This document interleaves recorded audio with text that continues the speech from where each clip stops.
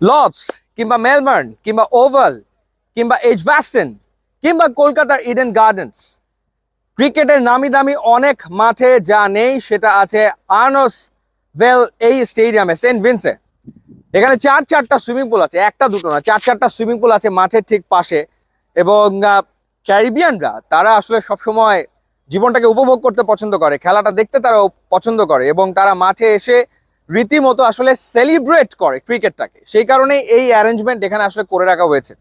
মানে আপনার কাছে মনে হবে যে আপনি কোনো একটা 5 স্টার হোটেলের সুইমিং পুলের পাশে আসলে রয়েছেন, এরকম একটা ফিল আপনি পাবেন এখানে বসে আসলে যদি খেলা দেখেন। একদিকে হচ্ছে সমুদ্র রয়েছে এবং আরেকদিকে হচ্ছে এ ধরনের অ্যারেঞ্জমেন্ট এবং তার পাশেই মাঠ। এবার এই মাঠটা সম্পর্কে বলতে চাই, এখানে বাংলাদেশ এখন পর্যন্ত 2টো টেস্ট ম্যাচ খেলেছে, 2টো ওয়ানডে খেলেছে। একটা মাত্র টেস্ট ম্যাচ বাংলাদেশ জিতেছে, সেটা 2009 সালে। এবং এখানে এখন পর্যন্ত টি-20 ম্যাচ হয়েছে আসলে 2টো। পাকিস্তান এবং ওয়েস্ট ইন্ডিজ এই দুই দল তারা 2টো টি-20 খেলেছে এবং 2টোতে পাকিস্তান আসলে জিতেছিল। এবং সেই দুই ম্যাচে যে অনেক রান হয়েছে তা না, একটা ম্যাচে রান হয়েছিল 135-এর মতো এবং আরেকটা ম্যাচে 155 থেকে 160 মতো রান হয়েছিল। এবং একটা বোধহয় পাকিস্তান 11 রানে জিতেছিল আর একটা 2 উইকেটে জিতেছিল। তো খুব বেশি রান এখানে আসলে হয় না, তো হাই স্কোরিং ম্যাচ হওয়ার সম্ভাবনা আসলে কম। নেদারল্যান্ডসের বিপক্ষে বাংলাদেশের খুবই গুরুত্বপূর্ণ ম্যাচ এখানে এবং এই মাঠটা সাকিব আল হাসানের জন্য খুবই স্পেশাল, কারণ 2009 সালে মাশরাফি বিন মুর্তজা এই মাঠেই ইনজুরিতে পড়েছিল।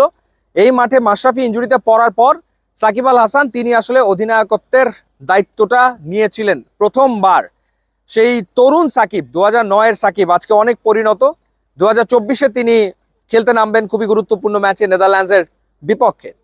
তো মোটামুটি এই মাঠে হাই স্কোরিং ম্যাচ আসলে হবে না এবং স্পিনাররা ডেফিনেটলি কিছুটা ফেভার পাবে বলেই আসলে মনে হচ্ছে।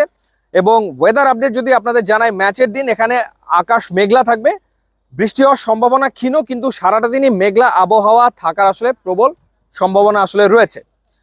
তো বাংলাদেশ নেদারল্যান্ডসকে যদি হারাতে পারে তাহলে মোটামুটি ভাবে সুপার 8 বাংলাদেশের আসলে নিশ্চিত হয়ে যায়। সাউথ আফ্রিকার বিপক্ষে ক্লোজ একটা ম্যাচ বাংলাদেশ খেলেছে, জিততে পারেনি, কিন্তু এখানে নেদারল্যান্ডসকে বাংলাদেশ হারাবে সেই প্রত্যাশা আসলে সবার। তো বাংলাদেশ দলের জন্য থাকলো অনেক অনেক শুভকামনা।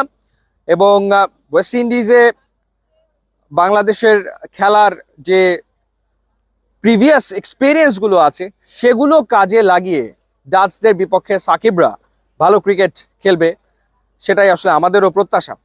এবার আপনাদেরকে জানিয়ে রাখতে চাই যে ওয়ার্ল্ড কাপ চলছে এবং নিশ্চয়ই আপনি ওয়ার্ল্ড কাপ দেখছেন স্ন্যাক্স খেতে খেতে। আপনার স্ন্যাক্সের স্বাদ বহুগুণ বাড়িয়ে দেবে রুচি sauce and ketchup, tomato hot sauce, tomato ketchup, তেঁতুলের সস, রসুনের সস, কাঁচা মরিচের সস আপনার খাবারের গুণ, খাবারের টেস্ট বাড়িয়ে দেবে অনেকখানি। ইউটিউব ইনস্টাগ্রাম লিঙ্ক দেওয়া আছে, যোগ দিলে খুবই খুশি হবেন। Thanks for watching.